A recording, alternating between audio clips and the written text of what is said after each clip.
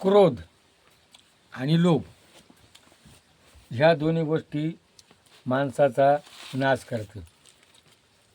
अति स्वार्थ बुद्धी जगी पापसाचे, न होता मना सारखे दुःख मोठे, समर्थांनी सांगितलेले. तर घरात आपण प्रपंच करतो. आपल्या घरात कोयना असतो, उंबरठा असतो. उंबरठा काय म्हणतो, आणि तिचा पैसा आपल्या घरात नकोय. पैसा कसा कमावला पाहिजे? सत्यानं. आणि तिचा पैसा क्षणभंगूर सुख देतो, पण तो विनाशाच्या मार्गाला जातो. काय तर समर्थाच्या याच्यामध्ये एक साधू होता, आणि स्वतः समर्थच, आणि एक चोराच्या घरी गेले. आता चोराचं लय आमंत्रण होतं, बा माझ्या घरी जेवण करा या. मग आता गेले, जेवण बिवण केलं. आणि त्या चोरानं काय केलं, एक सोन्याच्या वाटीमध्ये बडीशापा त्याला दिले. आणि मग त्या बडीशापा समर्थाने घेतल्या आणि तो घरात गेला. बघा, त्याने अन्न कोणतं खाल्लं होतं? चोराचं. म्हणजे अन्नातसुद्धा दोष असतो. ते चोराचं अन्न खाल्ल्यानंतर त्या चोराच्या अन्नामुळं समर्थाची बुद्धी बदलली. त्याने ती वाटी खिशात घातली. घरी गेल्यानंतर समर्थाच्या मठामध्ये विचार केला, आता समर्थ म्हणजे त्यागी, माझी बुद्धी बदलली. का बदलली बा? मग त्याने काय केलं, वांती केली, ते अन्न वकून टाकलं, आणि ती वाटी परत त्या चोराकडे घेऊन आलं. त्या चोराला सांगितलं का बुवा, तुझं काय व्यवसाय? म्हणे मी चोऱ्याला बड्या करतो आणि धन कमीतो. बघा, आणि तिनं खाल्लेलं अन्न आणि वाईट वृत्तीच्या माणसानं केलेलं अन्न, त्याच्यामध्ये दोष असतो. म्हणून कुणाच्या घरचं अन्न खावा, कुणाच्या घरी खाऊ नये, हे आपल्या शास्त्रात सांगितलेले. म्हणजे अन्न खाल्ल्यामुळं शुद्ध माणसाच्या बुद्धीमध्ये बदल होतो. तर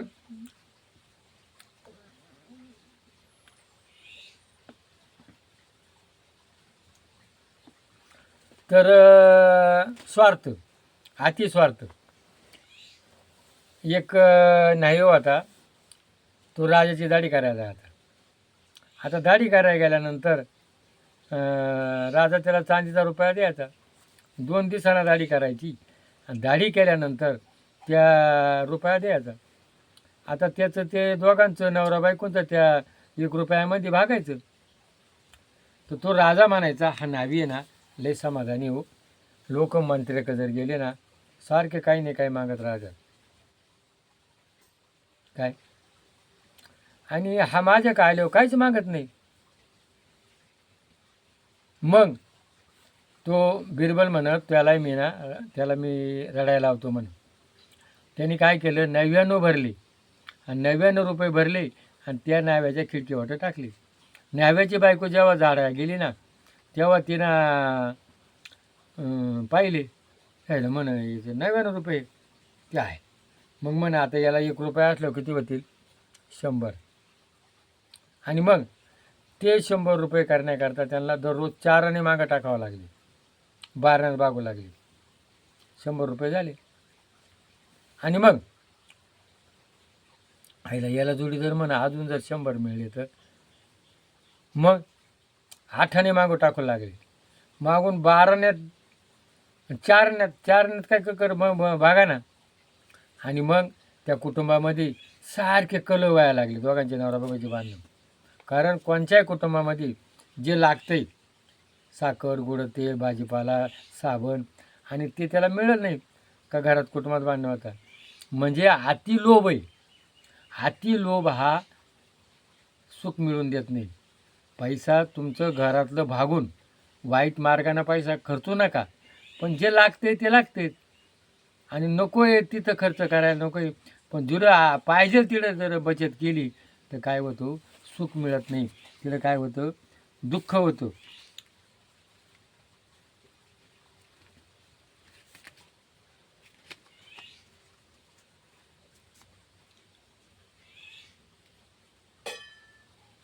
तर कर्ज काढून जर आपण आपला प्रपंच चालवला, ते कर्ज फिटलं नाही का आपल्यावर काय होतं, दुःख येतं. आणि मग आपण काय करतो, सुखी होऊ शकत नाही. आता कर्णाचं उदाहरण आहे. कर्णाला काय झालं होतं, त्याला युद्धात भाग घ्यायचा होता. आणि मग त्याला काय सांगितलं, त्या द्रोणाला माहीत होतं हा कर्ण जो आहे ना, हा कोणालाच ऐकणार नाही.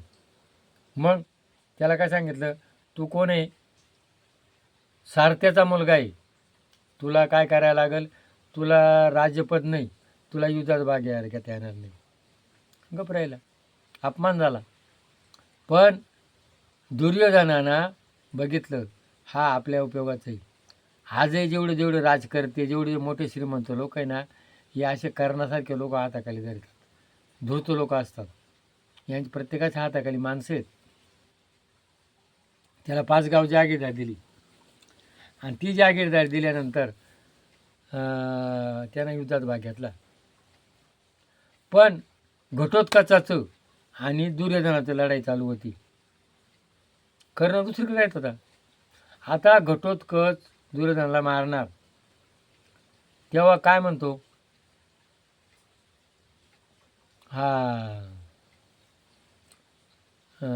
दुर्योधन कर्णाला, अरे तो घटोत्कच मला मारू राहिलाय, म्हणजे तुझं तू बघ, मी दुसऱ्याची लढाई करतोय, तुझं तू बघ.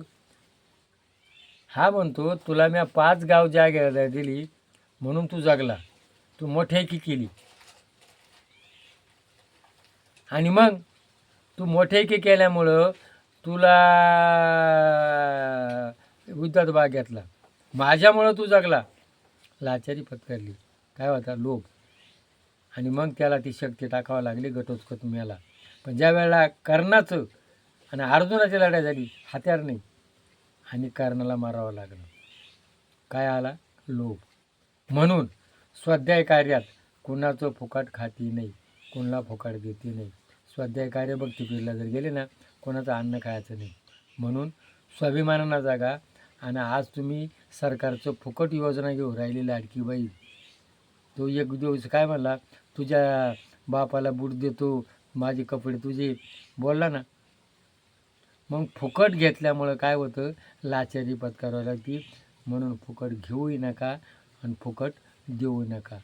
व्यवसाय करा, कष्ट करा, काम करा, आणि काम केल्यानंतर कोणाला लाचार नसल्यावर त्याला दुःख भोगावं लागत नाही. म्हणून लाचारी पत्करू नका. व्यवसाय करा, धंदा करा, दुय्यम धंदे करा, आणि आळस देऊ नका. तुमचा विकास होईल. जय भैरवनाथ.